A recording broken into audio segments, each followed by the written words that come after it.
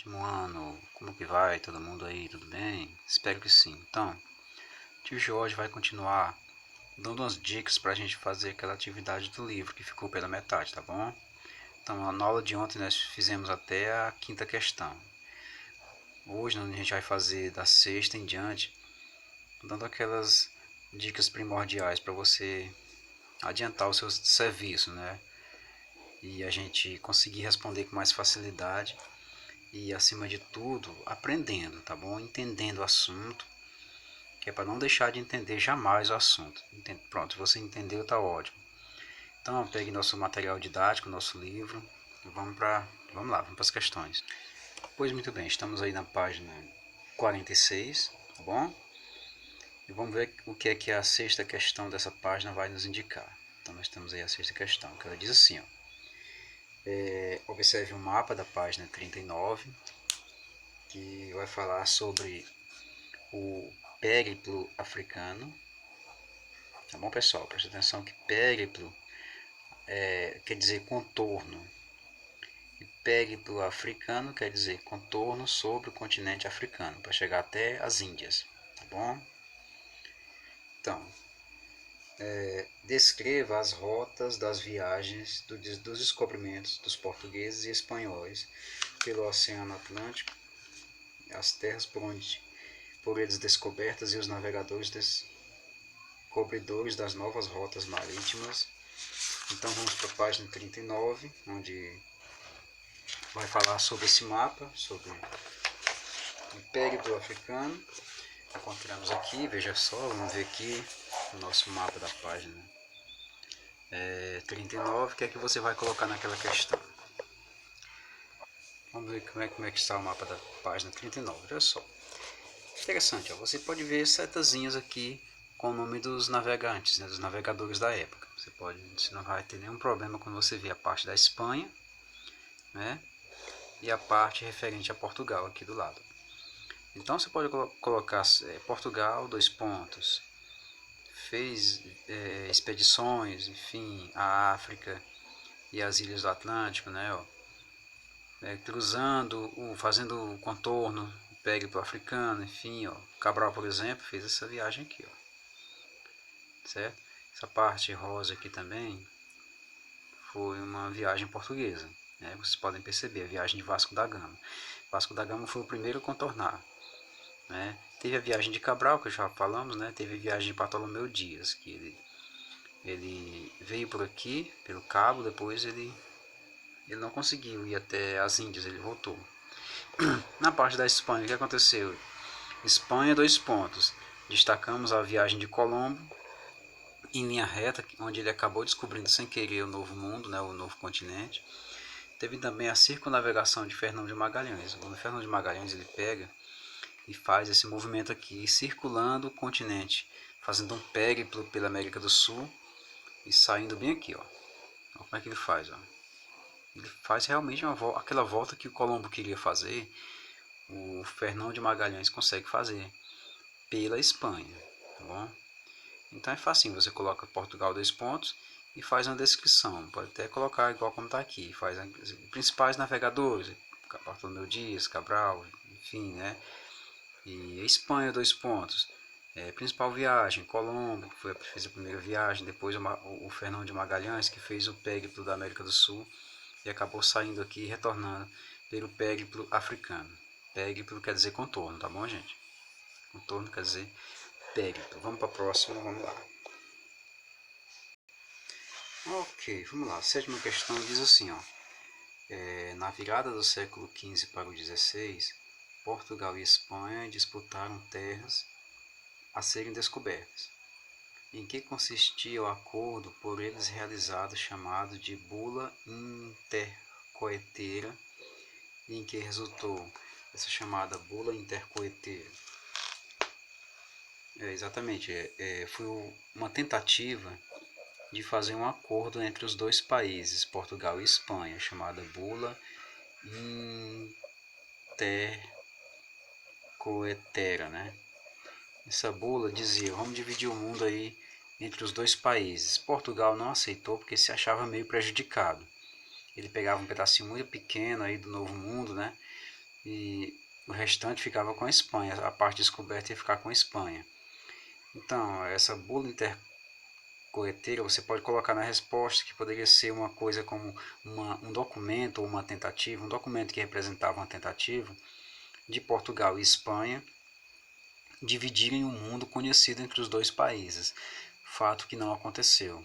Isso só vai acontecer mais tarde com o chamado Tratado de Tordesilhas, tá bom? Mas essa bula foi um verdadeiro fracasso entre o acordo diplomático entre os dois países, tá ok? Então vamos para a próxima questão, que é a questão de número 8, onde nós... deixa eu mostrar ela para vocês, porque ela tem a imagem aqui do Camões, né? Então vamos ver aqui, ó. A questão oitava diz assim: a literatura muitas vezes nos dá informações históricas por meio de obras situadas em determinadas épocas e acontecimentos. Os Lusíadas, a epopeia do escritor português Luís Vaz de Camões, é uma obra que poeticamente narra os feitos dos conquistadores portugueses durante as navegações. Com a ajuda de seu professor, pesquise a vida desse poeta, em que condições ele escreveu essa epopeia e como ela foi recebida pelos portugueses. Escreva o resultado da pesquisa em seu caderno. Aqui eles citam um trecho do poema do livro Os Lusíadas, de Camões, né? Bom, então você vai colocar, como é uma pesquisa, você não vai riscar o seu livro de forma alguma, tá bom, gente? Você vai simplesmente pegar uma folha que tenha um resultado dessa pesquisa, que você pode pesquisar sobre a vida dele, ou em livros, ou digamos, na net, né? Você pode ver isso aí, sobre a vida do Camões. O Camões, adiantando, ele foi um escritor português, escreveu esse livro chamado Os Lusíadas. Antigamente o pessoal chamava os portugueses de lusitanos, né? E os Lusíadas é como se fosse assim, um apelido carinhoso para lusitano, tá bom? É como uma coisa assim, um jeito simpático de chamar os portugueses, os Lusíadas. E nesse livro ele narra as viagens dos portugueses pelo mundo, navegando, conquistando novas terras, né? Sendo abençoado pelos deuses. Quer dizer, ele mistura mitologia com realidade. Ele coloca deuses, coloca figuras mitológicas nesse livro. Quer dizer, é um livro interessante, né? Foi escrito há muito tempo, foi escrito no século XVI. Vamos ver aqui, ó, um trechinho de Os Lusíadas. As armas e os barões assinalados, que da ocidental praia lusitana, por mares nunca de antes navegados, passaram ainda além da Taprobana, em perigos e guerras esforçados, mais do que prometia a força humana, e entre gente remota edificam novo reino que tanto sublimaram. O português antigo é diferente do português da atualidade, né? Uma época em que o Camões viveu, é diferente dessa época. Então, palavras que a gente não vai compreender sem um contexto para explicar. O que você deve entender é que antigamente Portugal era chamado de Lusitânia, tá bom? E por isso que o pessoal lá poderia ser apelidado de Os Lusíadas, do pessoal da Lusitânia, tá bom? Então faça essa pesquisa bonitinha, não precisa de tantas linhas não, vê alguma coisa sobre a vida de Camões. Eu acabei falando um pouquinho do poema dele, tá bom? Vamos ver aqui a nona questão, onde nós podemos ver esse mapa que parece mais uma flor, né? Vocês podem perceber. Aqui nós temos o lado chamado Europa, uma pétala chamada África e outra pétala chamada Ásia. Percebam que é como se fosse o mundo conhecido, é um mundo bem antigo, que não entra aqui, digamos assim, outros continentes como a Oceania, enfim, o pessoal não sabia da existência de terras tão distantes, né? Então nós temos aqui, ó, observe o mapa abaixo e explique como os continentes eram representados no século XVI, após o descobrimento da América, e como os europeus viam o mundo. Então, como é que os europeus viam o mundo? Né? Como é que esse mapa representa o mundo? Como é que ele representa? Né? Então, aqui, na visão dos europeus só existem apenas 3 continentes. Tá bom? Na cabecinha deles só tinha 3 continentes. E as dimensões eram iguais, como vocês podem notar aqui, ó. Apesar de saber que a Europa é bem menor do que esses outros continentes aqui, né? Muito bem, aqui a gente pode perceber também que no centro existe a cidade de Jerusalém, né? Uma coisa bem religiosa, uma coisa que é puxar a religião, sempre do lado europeu, né? Muito bem, a América parece a margem desses continentes, e como o pessoal achava que a América era só um cantinho de mundo, né? Eram as pequenas ilhas, não entendiam ainda a dimensão que tinha o tamanho da América, né? E o mapa ele revela um pouco do conhecimento sobre a extensão real da América. O conhecimento, não é que a realidade, é o que eles viam, né? Os colonizadores europeus estavam no início da exploração territorial do continente. Isso aqui é o início de tudo, aqui foi no século XV esse mapa. Então você pode colocar mais ou menos assim, essas coisas que eu acabei de comentar, né? Enfim, visão de mundo europeia, Jerusalém como centro do mundo, uma coisa bem, um contexto religioso para montar esse continente de dimensões iguais, a América bem pouquinho no cantinho aqui, vocês podem notar, né? Enfim. Vamos para a 10ª questão, vamos lá. Olha só. Com o descobrimento da América, Portugal e Espanha trataram uma disputa política pela posse do Novo Mundo. Em 1494, pelo Tratado de Tordesilhas, ficou acertada entre os dois estados a divisão da América, aliás, das terras americanas, iniciando assim a colonização da América. Sobre esse fato, responda, né? Então, letra A. Explique em seu caderno. Quando aparecer em seu caderno, você vai ter que destacar um pedaço de papel, tá bom? E colocar aqui. Explique em seu caderno como o Tratado de Tordesilhas dividiu o continente americano e a reação dos demais estados europeus a essa partilha. Bom, ele dividiu, digamos, o oeste.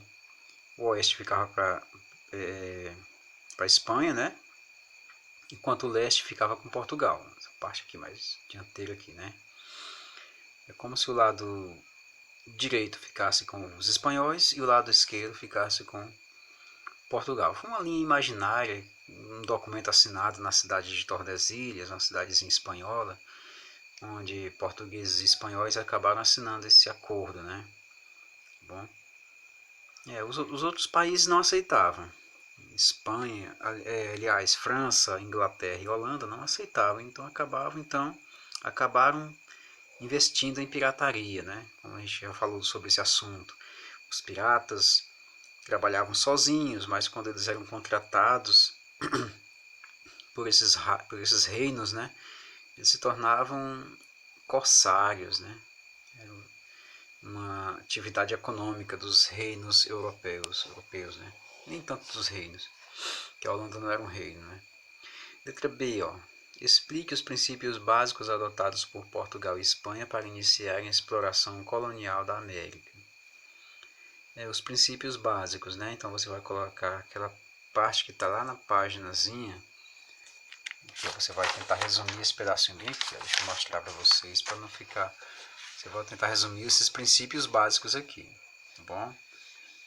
Monopólio comercial, complementaridade, escravismo, certo? Isso aqui foi digamos, resultado das navegações, tá bom? Espanholas e portuguesas também. Retornando para a nossa página. Em seguida, na página 48, tem as questões de vestibular, na qual nós vamos marcar somente uma alternativa, após ler a devida assertiva, como nota aqui. Então, olha só, a primeira questão diz assim: a chegada dos portugueses no Novo Mundo, que é a América, viu gente, coincidiu quase com a dos franceses, que começaram logo o mesmo comércio de resgate. Na vastidão do litoral, podiam ter passado anos sem se encontrar, mas o encontro foi fatal e não havia de ser amigável.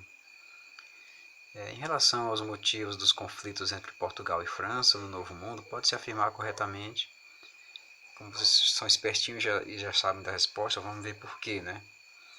A presença dos franceses no novo território prejudicava o comércio dos portugueses, pois os franceses ofereciam ao comércio europeu preços mais vantajosos, uma vez que não tinha impostos a pagar, né?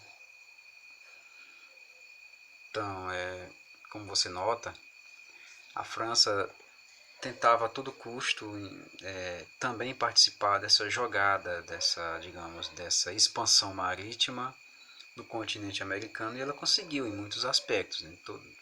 Nos três pedaços aí, América do Norte, América do Central e América do Sul, a França teve uma participação bem efetiva, viu?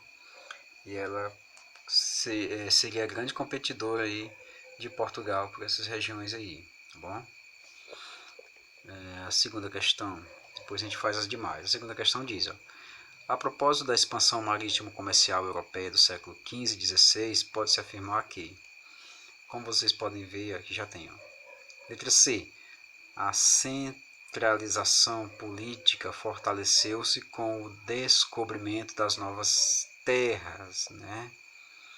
Fortaleceu sim, é assunto que vamos ver isso no próximo capítulo, com relação aos reinados absolutistas, né? Afinal de contas, com a descoberta das novas terras, esses reinados, esses reinos se tornaram mais fortes, viu? E então, por enquanto nós ficamos nessa questão. Na próxima aula a gente conclui as demais e passa para o próximo assunto, tá bom, pessoal? Então fiquem na paz, até amanhã. Boa noite a todos, boa tarde, bom dia. Ok.